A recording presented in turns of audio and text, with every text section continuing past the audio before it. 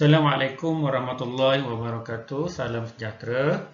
Kita berjumpa lagi dalam pembelajaran di rumah bagi mata pelajaran Pendidikan Jasmani tahun 5. Untuk kali ini, cikgu akan menerangkan berkaitan kemahiran yang selanjutnya dalam Pendidikan Jasmani melalui unit 5 iaitu ronda sekampung. Untuk tajuk ini sebenarnya murid-murid boleh merujuk dalam kesurat 28. Dalam surat 28 buku teks Pendidikan Jasmani dan Kesihatan tahun 5. Okey, apakah kemahiran yang murid akan belajar kali ini? Ialah kemahiran balingan hebat dan balingan tepat. Okey, ada dua aktiviti murid akan ikuti dan pelajari bagi pembelajaran kali ini. Sebelum itu, kita lihat dulu apakah kemahiran yang sepatutnya murid kuasai. Dalam standard kandungan, iaitu 1.8, murid akan berkebolehan melakukan kemahiran asas permainan kategori memadam dengan lakuan yang betul. Dan melalui standard pembelajaran ataupun objektif, iaitu dalam standard pembelajaran 1.8.2, murid akan boleh membuat balingan bola dengan pelbagai kelajuan. Standard pembelajaran 1.8.4, murid boleh melakukan balingan daripada pelbagai aras dan kelajuan mengikut situasi. Okey, apakah situasi ataupun keadaan apabila murid melakukan kemahiran ini? Okey, yang pertama, untuk aktiviti yang pertama, mungkin kalau di sekolah murid-murid boleh buat secara berkumpulan, tapi di rumah mungkin murid-murid boleh membuat secara berpasangan dengan adik-beradik ataupun ahli keluarga, ataupun murid boleh lakukan dalam secara perseorangan. Nanti cikgu akan jelaskan lebih lanjut bagaimana murid boleh melakukan aktiviti ini di rumah. Okey, murid boleh lihat dalam gambar yang cikgu tunjukkan ataupun buku teks melalui muka surat 28 tersebut. Di sini adalah teknik pelakuan kemahiran balingan hebat. Apa yang pertama perlu murid faham ialah bagaimana hendak memegang bola. Bola, kerana balingan ini memerlukan bola. Bola yang sesuai untuk kemahiran kali ini ialah bola yang bersaiz tenis ataupun kriket. Iaitu kalau kita genggam, dia mengikut genggaman tangan murid lah. Saiz dia lebih kurang 10.5 cm kalau dia punya panjang bola tersebut. Mungkin bola ini tak ada di rumah, tetapi seperti biasa murid boleh buat bola ini melalui kertas, gumpalan kertas, jadikan bentuk gumpalan tu seakan-akan bulat dan sesuai dipegang, dan jarak sasaran murid dengan tempat yang ingin dituju adalah lebih kurang 2 hingga 3 ataupun 4 meter sesuai dengan bola yang digunakan. Kerana bila guna bola kertas dia ringan dan mungkin tak sesuai jarak yang lebih jauh. Tapi kalau murid ada alatan yang sesuai ataupun bola seperti bola tenis, murid boleh jarakkan dengan jarak yang lebih jauh di antara 5 hingga 8 meter.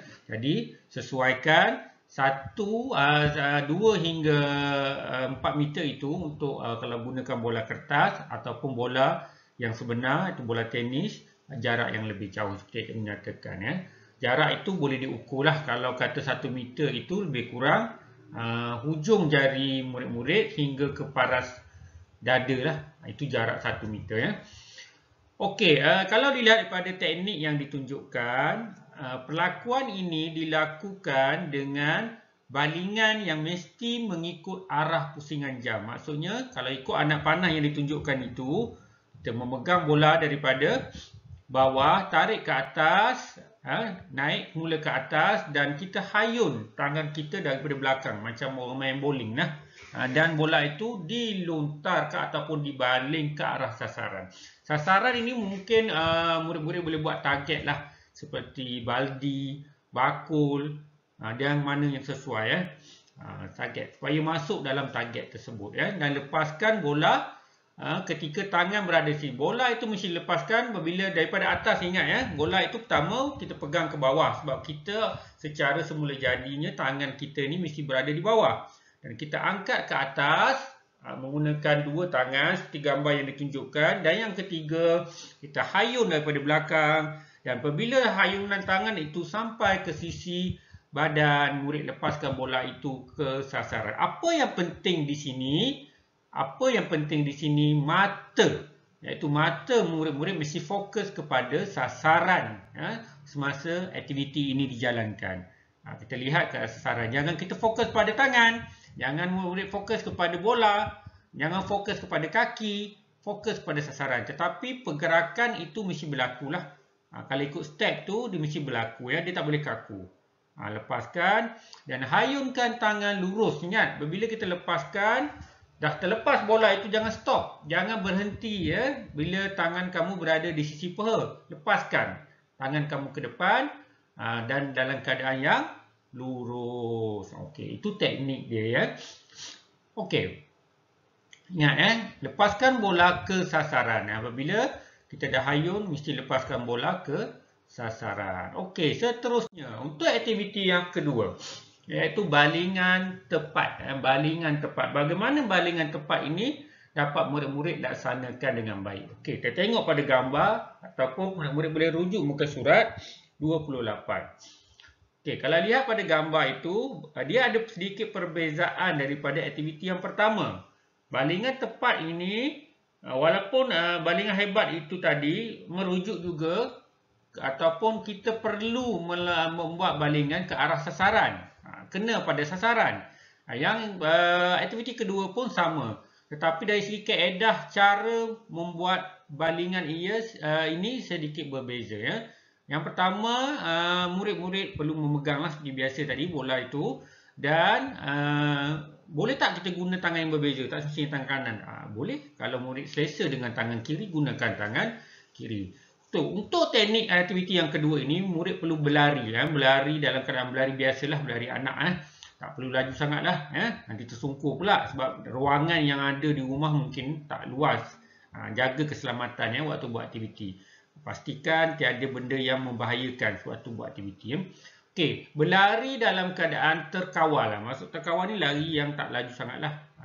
Tak selalu slow sangat. Okey, hayunkan tangan lurus ke belakang. Dan lepaskan bola ketika tangan berada di puncak dan ikut lajak. Apa yang dikatakan di puncak? Maksudnya, di puncak itu bila tangan itu dia pusing ke arah atas hingga paras kepala. Maksudnya kepala kamu lah, atas paras kepala. Dan apabila bola itu ataupun tangan itu sampai ke puncak ataupun di puncak ataupun di aras kepala, lepaskan bola itu ke arah sasaran. Yang penting dalam aktiviti ini adalah kedudukan tangan kamu, pergerakan kaki kamu dan yang paling penting ialah fokus, iaitu fokus dengan mata kamu. Menggunakan mata kamu kena fokus pada sasaran semasa melepaskan bola. Ingat, ini perlu ada keyakinan. Mungkin murid perlu buat 2-3 kali lah. Dan ini penting. Dan ini permainan ataupun aktiviti ini murid boleh buat lah. Boleh ambil kapur ataupun tanda bulatkan. Dan balinglah ke arah dalam bulatan. Ataupun ada gelung ke. Ataupun ada tali ke. Buat kotak tali tu masuk ke arah tali tersebut. Bila berjaya, dikira aktiviti tepatlah antara itu berjaya masuk. Itu menunjukkan murid dapat lakukan dengan tepat. Cuma di sini cikgu nak tengok bukan saja bola itu berjaya masuk ataupun berada ke terkena sasaran, tetapi perlakuan murid-murid. Ingat, bila murid dah melakukan aktiviti, masa melakukan aktiviti tersebut, pergerakan kaki dan mesti ada lajakan. Maksudnya lajakan macam mana? Bila bola itu dilepaskan, kaki yang belakang mesti bergerak ke depan.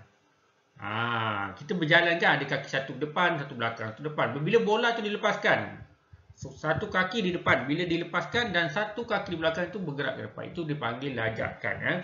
Kita tak boleh stop mengejut.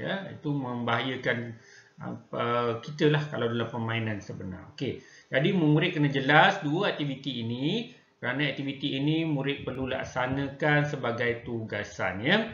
Cikgu harap rakaman ini ataupun apa yang cikgu nyatakan dalam rakaman ini jelas kepada murid yang tak dapat mengikuti Google Meet pada jadual yang cikgu tetapkan.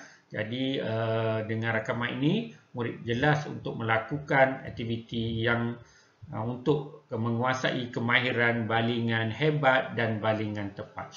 Okey, sebelum cikgu mengakhiri kelas kita pada hari ini, cikgu akan bagi tonton ya video kemahiran balingan hebat dan balingan tepat ini dalam sukan ya ataupun permainan. Permainan ini mungkin murid telah belajar ataupun belum belajar lagi ataupun dah menyertai ya pasukan sekolah.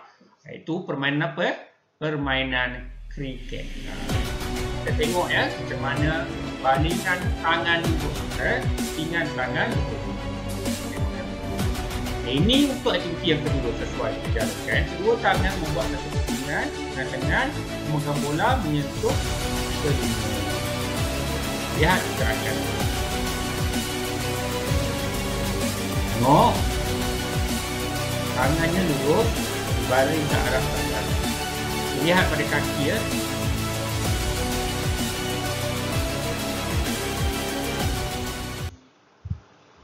Okey, nampak kaki yang di belakang itu bergerak ke depan.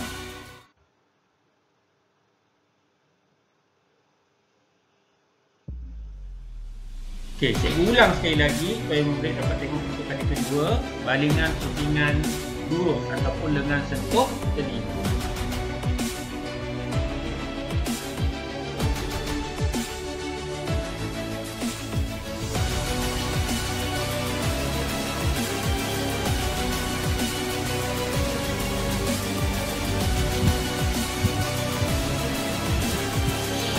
Lihat pada kaki, bila bola dilepaskan, kaki belakang bergerak ke untuk belakang. Okey, itu sahaja video ringkas yang cikgu dapat berikan supaya memberi panduan pada murid untuk melaksanakan aktiviti ini dengan lebih baik. Yang penting dapat laksanakan aktiviti ini dengan lebih baik dan mencapai tahap seperti mana yang dikendaki dalam tugasan yang cikgu akan berikan ini. Okey.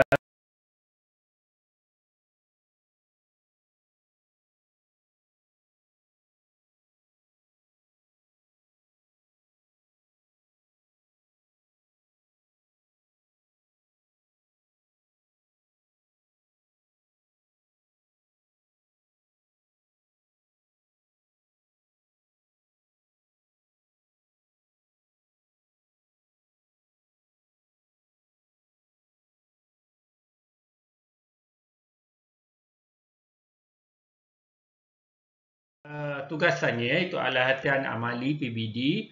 Seperti biasa, hantar video ringkas ataupun gambar perlakuan dua jenis kemahiran yang kita belajar ini, itu balingan hebat dan balingan tepat dengan gaya dan teknik yang betul.